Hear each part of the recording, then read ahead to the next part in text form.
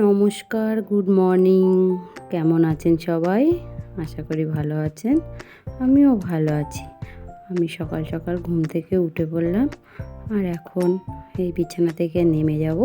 নেমে এবারে মশারি টশারি খুলে সব সংসারের কাজবাজ করতে হবে। জানেন তো বন্ধুরা, খুব গরম পড়েছে। আর এই রাত্রে আমাদের এখানে কারেন্টটাও ছিল না, অনেকবার কারেন্টটা অফ হয়ে গেছে। ভালো করে ঘুমও হয়নি রাত্রে। আর এদিকে আমার এখন ঘরবাড়িগুলো পরিষ্কার করে নিতে হবে। প্রচুর গরম। গরম থাকলে কী হবে, কাজ তো করতেই হবে। আর মেয়ে ছেলেদের সংসার জানেন তো, সমস্ত রকম কাজবাজ করে সংসার পরিপাটি করে রাখতে হবে। চারিদিকে সবসময় মেয়ে ছেলেদেরই নজর রাখতে হবে। কারণ বেটা ছেলেদের উপরে তো কোনো ভরসা করা যায় না, তারা তো বাইরে কাজ করবে। সংসারে তাদেরকে তখন আর বাড়ি আসলে ইচ্ছা করে না যে তাদেরকে কোনো কাজের হুকুম দিই। তবুও যেটুকু পারি নিজে করি, যেটুকু পারবো না সেটুকু তো বলতেই হবে। এরপরে দেখুন ঘরবাড়িগুলো পরিষ্কার করে নিলাম। তারপরে এখানে আমার ডাইনিং টেবিলটাও আছে, ওটাকে একটু পরিষ্কার করে নিচ্ছি, কারণ রাতে কিছুই পরিষ্কার করা হয়নি। আর এদিকে সব পরিষ্কার টরিষ্কার করে আমি এদিকে বেসিনে দুটো বাসন ছিল সেই দুটো মেজে নিচ্ছি। তারপরে বাসি রান্নাঘরটা রয়েছে, সেগুলোকে একটু পোছাপাছি করতে হবে। এই জন্য স্ল্যাবটাকেও পরিষ্কার করে নিচ্ছি, গ্যাসটাকেও পরিষ্কার করে নিয়ে আমি তারপরে নিচটাকে একটু পুছে নিচ্ছি, কারণ বাসি রান্নাঘর জানেন তো, এগুলো তো পরিষ্কার করতেই হবে। করে টোরে তারপরে আমি বাইরে গেলাম, ব্রাশ ট্রাশ করে এসে এই ফ্রেশ হয়ে আসলাম। এখনও অনেক কাজ, ফুল তুলবো, রান্নার সরঞ্জাম গুছাবো, এবার ফুলটাও তুলে আসি। তারপরে আপনাদের এই দেখুন কী সুন্দর টগর ফুলগুলো হয়েছে। আর আমার জানেন তো টগর করা ফুল আছে। আর এইদিকে দেখুন বিছানাটাকেও তুলে নিচ্ছি, কারণ বিছানাটাকে তো ফেলে রাখা যাবে না। আর সবার আগে হচ্ছে বিছানা পরিষ্কার থাকলে তখন দেখবেন একটা মেয়ে ছেলেরও ভালো লাগে, মনটাও পরিষ্কার লাগে। আর তাই জন্য মন সব কিছু যেন সব পরিষ্কার লাগে। সবার আগে বিছানা, তারপরে ঘরটা বিছানাটা পরিষ্কার থাকলে মেয়ে ছেলেদের মনে হয় অর্ধেক কাজ হয়ে গেছে। অর্ধেক কাজ বলতে এখনও রান্না হয়ে গেলেই মনে হয় অর্ধেক কাজ, কিন্তু আমার সেটা এখনও হয়নি। সেটা একটু দেরিতেই হবে, কারণ আমার সকালে খাওয়ার কেউ নেই। আমার হাজব্যান্ড সকালে বেরিয়ে যায় কাজে, আর আমার শাশুড়ি শ্বশুর ওরা সকালে একটু ছাতু টাতু খেয়ে নেয়। বিছানা পরিষ্কার করে ছাদে চলে আসলাম। এই দেখুন ছাদে উঠলাম, প্রচুর হাওয়া দিচ্ছে জানেন তো। হয়তো ভিডিওতে অতটা পরিষ্কার আসে না, কিন্তু প্রচুর হাওয়া। আমি ছাদে তো উঠতেই পারি না, বিকেল হলে তো মানে ছাদে উঠলে চুলগুলো শুধু ওড়ে, সেই জন্য ছাদে ওঠা যায় না, আর একটু ঠান্ডা ঠান্ডাও লেগে যায়। আর এদিকে দেখুন দূরের ভিউটা কি সুন্দর লাগছে পরিবেশটা ছাদ থেকে। আর এখানে আমাদের লাউ গাছ ছিল, লাউ গাছটা মরে গেছে। আর এদিকে আমাদের এখানে বোম্বাই মরিচ যেটাকে বলে, যে গোল গোল মরিচগুলো আপনারা হয়তো চেনেন, ঘিয়া লঙ্কা বলে যাকে, সেটা। আর এদিকে দেখুন ছাদের থেকে উপরের ভিউটা এত সুন্দর আসছে, ভালো লাগছে। এদিকে আমার জামা কাপড়গুলো মেলে নিচ্ছি তাড়াতাড়ি। আর ছাদে জানেন তো অনেকক্ষণ জামা কাপড় রাখা যায় না, এখন এত রোদ্র উঠে, যত বেলা বাড়বে তত রোদ্র। তারপরে আমি চলে আসলাম, এসে একটু চা খাবো, কারণ সকাল থেকে তো কিছু মুখে দেওয়া হয়নি। এবার একটু সব কাজ করে মেয়ে ছেলেদের তারপরে তো একটু চায়ের দিকে আসতে হবে। এখন চাটা খাবো। এদিকে আমি চায়ের জলটাও বসিয়ে দিলাম, আর এদিকে পাউডার দুধটাও গুলে নিচ্ছি। আমি একটু দুধ চাটাই খাই, ভালো লাগে দুধ চাটা।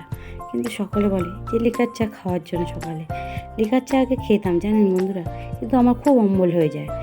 তখন আপনারা বলবেন দুধ চা খেলে কি হয় না, দুধ চা খেলেও হয়, কিন্তু ততটা না, বুঝতে পারি না। কিন্তু লিকার চাটা খেলে আমার প্রচুর অম্বল হয়ে যায়। আর আমার সাথে সব কিছু উল্টোটাই হয়।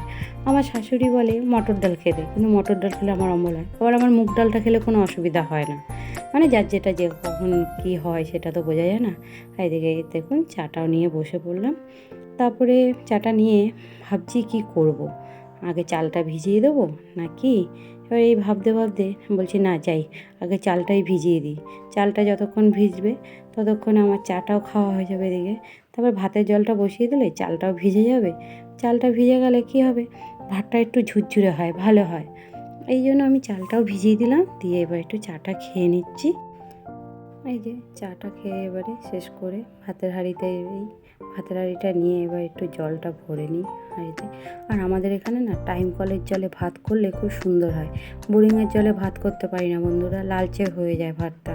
এই জন্য আমরা বালতিতে আলাদা করে টাইম কলের জলটা তুলে রাখি, যাতে ভাতটা সুন্দর হয়। আর আমরা টাইম কলের জলটা খাই না, কিন্তু আমাদের যে বিসলারির যে কেনা জলটা ওটাই আমরা ব্যবহার করি। আর এদিকে মাছ রেখেছি, রুই মাছ। সেই মাছটাকে একটু বেছে নিচ্ছি, ভালো করে পরিষ্কার করে নিচ্ছি মাছের আঁশগুলো। আর আজকে আমার রান্নার মেনু হবে রুই মাছ। আর দেখি একটু শাক করব। শাক বলতে লাউ শাক। বলছি লাউ শাক গাছ একটা কেটে ফেলেছি, আর একটা আছে কচি কচি, ওটা ডাঁটা আছে, ওখান থেকে লাউ শাকটা নিয়ে আসবো। লাউ শাকটা আবার আমার শাশুড়ি শ্বশুর আমি খুব ভালোই খাই। লাউ শাকটা কখনো পেঁয়াজ দিয়ে রসুন দিয়ে একটু ভাজা ভাজা করলেও ভালো লাগে। এদিকে একটু সবজিটাও খেয়ে নিচ্ছি, কারণ সকালে টিফিনটা করে নিচ্ছি। আর এদিকে টিফিনটা করে তারপরে এই লাউ শাকটা কাটতে বসে পড়লাম। লাউ শাকটা জানেন যখন নিয়ে এসেছি ভেবেছিলাম আপনাদের দেখাবো, কিন্তু মানে একা হাতে সব কিছু করা যাচ্ছে না। এই জন্য ভাবছি না, ঠিক আছে, যখন লাউ শাকটা কাটবো তখন দেখাবো। আর এদিকে লাউ শাকটা ভাপিয়েও নিলাম। এবারে লাউ শাকটাকে আমি রান্না করে নেব। আর এই যে কড়াই বসিয়ে দিয়েছি, কড়াইটা বসে কড়াইতে তেল দিয়ে শুকনো লঙ্কা আর 5 ফোড়ন দিয়ে লাউ শাকটা করে নেবো। আর কাঁচা লঙ্কা চিড়ে দেবো, তাহলে আমার লাউ শাকটাও হয়ে যাবে তাড়াতাড়ি করে রান্না। গরমে বন্ধুরা হালকা পাতলা খাওয়াটাই ঠিক আছে, কারণ শাকটা একটু যদি পাতলা ঝোল হয়, কিন্তু আমার বাড়ি না, আমার পাতলা ঝোলটা মানে আমার শ্বশুরমশাই পছন্দ করে না।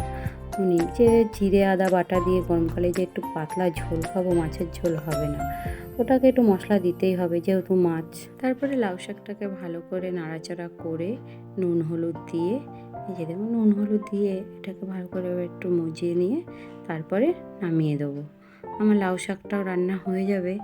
এটা আমাদের বাড়ি পেরাই হয়, সে যে কোনো শাক, কলমি শাক বলুন, লাউ শাক বলুন, নোটে শাক বলুন, শাক হবেই, একটা তো মেনুতে শাক লাগবেই, কারণ শাকটা আমাদের বাড়ি সবাই পছন্দ করে। এইদিকে দেখুন মাছের তেলটাও গরম করতে দিয়েছি, মাছটা ভাজবো। আর এদিকে মাছে আমার নুন হলুদও মাখানো আছে। এই যে মাছটা তেলে ছেড়েও দিলাম, দিয়ে এবারে মাছটাকে একটু ভাজা ভালো করে লাল লাল করে। আর মাছটা যত কড়া করে ভাজবো তত যেন মাছের ঝোলের টেস্টটা ভালো আসে। এদিকে মশলাটাও আমার কষানো হয়ে গেছে।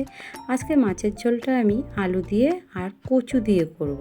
আর এদিকে আমার মাছগুলো সব ভাজা হয়ে গেছে, এই যে পাশে রাখা রয়েছে, কি সুন্দর লাল লাল করে ভেজে নিয়েছে। আর এদিকে মাছের ঝোলটাও বসিয়ে দিয়েছি। আর এদিকে আমাদের দুপুরবেলা খাওয়া দাওয়া পর বিশ্রাম। আর আপনাদের পুরো ভিডিওটা দেখাতে পারলাম না, যেটুকু দেখিয়েছি কেমন লাগলো বলবেন বন্ধুরা, কমেন্টে জানাবেন। অনেক অনেক ধন্যবাদ বন্ধুরা, ভালো থাকবেন।